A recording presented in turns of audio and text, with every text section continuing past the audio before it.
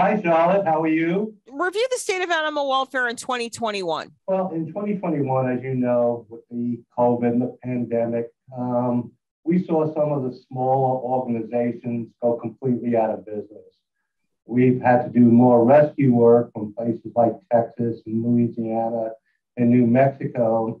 We were happy to help those folks, but it's been a very, very, very tough year with some of the smaller organizations around the Are country. people returning animals that they've adopted during the pandemic? I haven't seen much of that, and I haven't heard realistically much of that. I don't think if we check the stats, it would be any different percentage wise between now and 5 years ago. We've had different kinds of reports, maybe in different parts of the country, where there's been more return versus less return.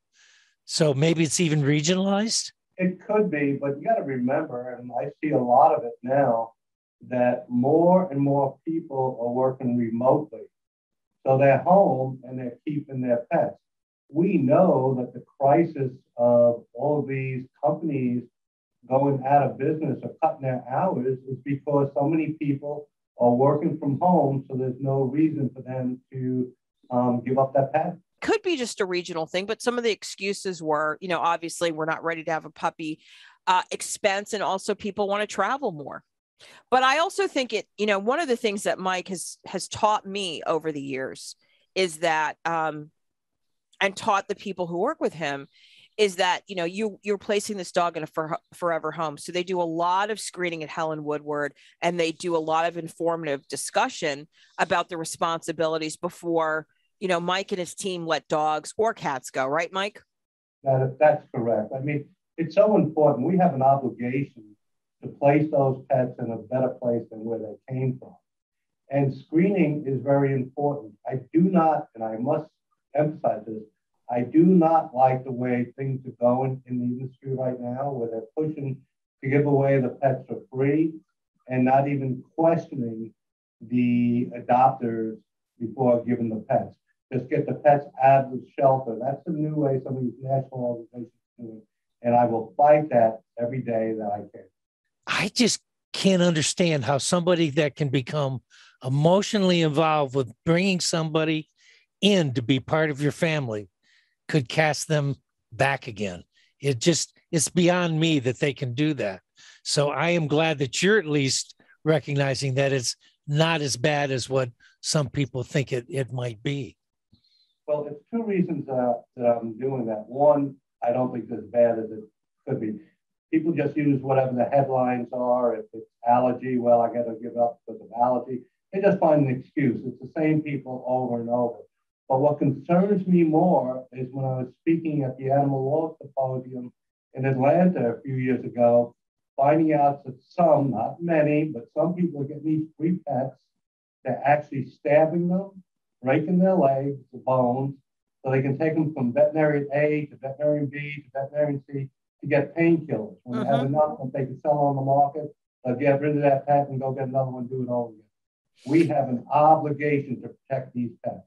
In the last year and a half, we've seen a rise of dog nappings. Do you think this is going to continue? Are we going to start seeing dogs as, certain breeds of dogs as luxury items or a status symbols that are starting to be used again as a commodity and less as a family member?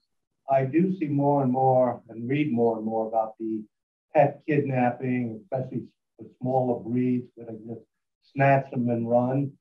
And I do think that we're going to see a continued influx in that happening.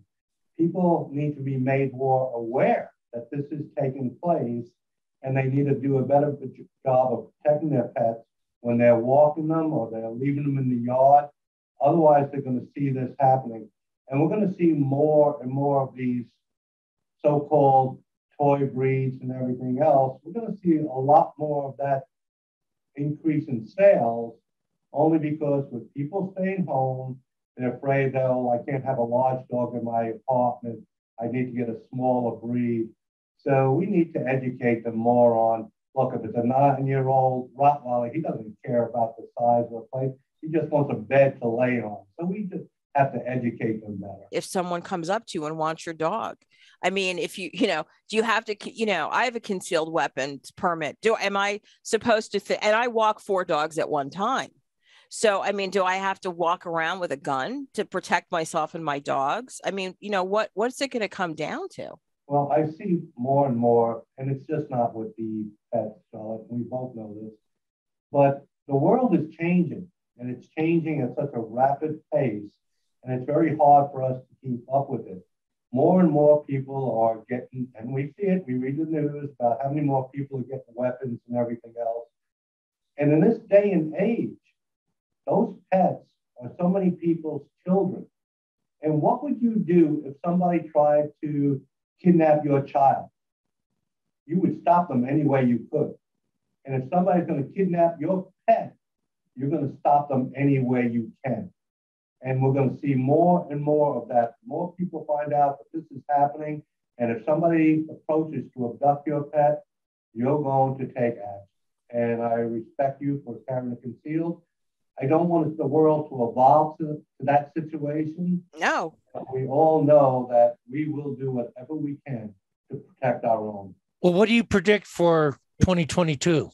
Well, the scary part about it is if we don't get a handle on COVID and about all the spending, if we don't get a handle on getting people out and getting them back to work and feeling more normal, we're not going to see the results that we want. I'm very blessed that I see my adoptions are increasing because we're marketing properly. We have to change the way we've been thinking for hundreds of years, that just because we open our doors, that people are just going to come in to adopt rather than go out and buy. So what we have to do is take this time to understand that we have to market our product of pets. We have to do a better job at marketing them, have the people come into our facilities so we can educate them on pet ownership. So in the year to come, 2022, if we don't do a better job about marketing, protecting, and helping our pets, it's not going to be such a fun year.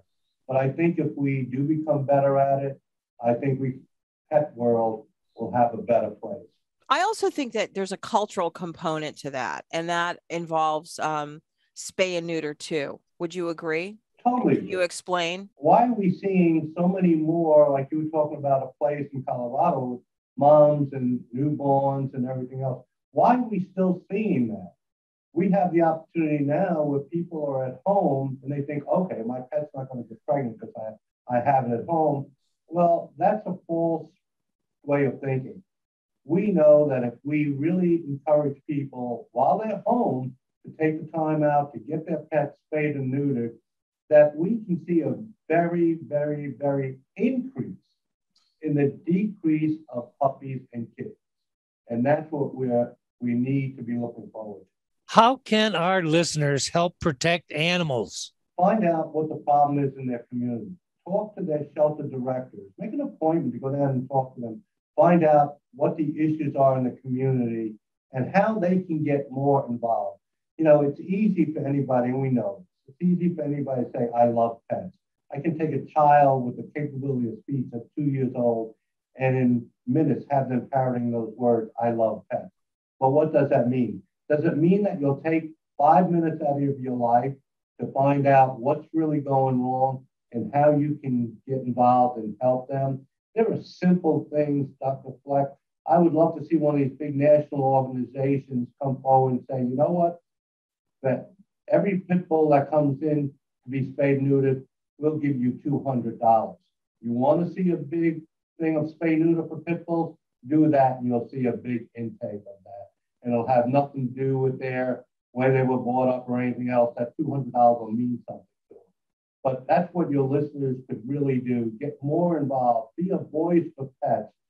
Don't do it behind a computer because that's only going to turn people on and turn people off. Be honest and find out what's going on in your community and be a part of the change. Mike, I love you, and I'm so glad that you could be with us for our end of the year show. I love you too, Sean, and I miss you. And I'm glad I finally got to see what Dr. Fleck looks like. I know, it's great. And it's not this, it's not Santa. Thanks for viewing our content on Pet Buzz Plus.